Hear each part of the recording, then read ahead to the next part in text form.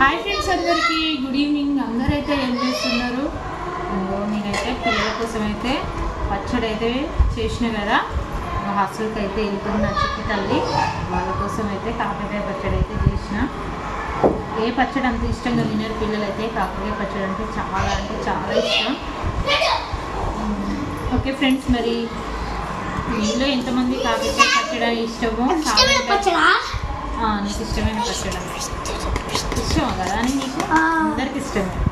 పెట్టుకోమంటే వాళ్ళ కోసం అయితే కేజీ, అసలు కేజీ కాయలు చేస్తే ఎంత చూడండి పచ్చడా మనకి. ఇంకోసారి చాలా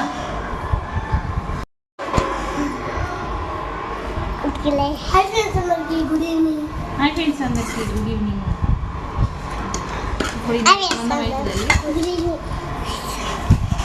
ఇప్పుడు మొత్తం